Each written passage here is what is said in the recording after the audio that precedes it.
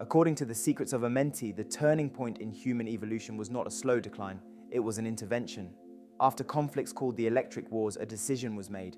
Earth would not be destroyed, but humanity's access to the halls of Amenti would be restricted. The portals themselves were not erased, the human access code was altered, and with that single change, the path of human evolution was redirected. The text says the problem lay in genetic distortion. Certain root race lineages had become destabilized through contamination and conflict. If those altered patterns had passed freely back into Tara's field, they would have carried corruption into the larger system. So the solution was drastic: remove the activation codes needed for the higher strands of DNA. Humanity could still evolve physically, it could still live, build, struggle, and reproduce, but it could no longer complete the circuit that allowed full ascension. And this, the transmission claims, is where mortality truly begins.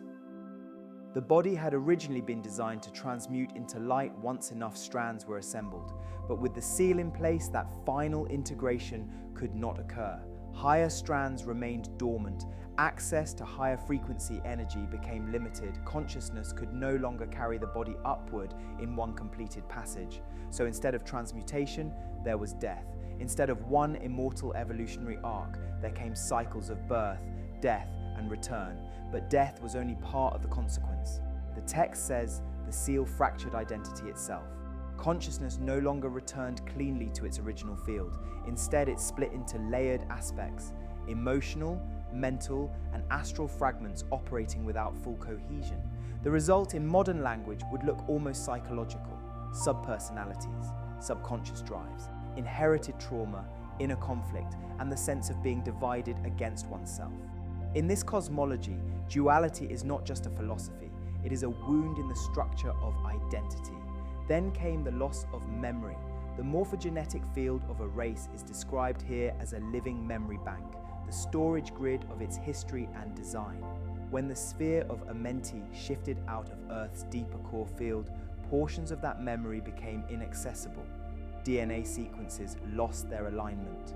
What modern biology calls junk DNA is reframed as disconnected code, dormant memory, severed from activation.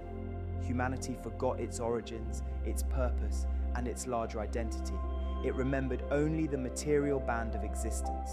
The text links this sealing to planetary catastrophe as well. Earth entered what it calls frequency quarantine. Climatic upheaval followed. Pole shifts, instability, and flood memory became embedded in the species. The familiar flood stories of later civilizations are recast as echoes of these older energetic disruptions. At the same time, the human system grew congested. Distortions built up in the etheric field, contributing not only to psychological fragmentation, but to disease, deterioration, and energetic blockage in the body itself.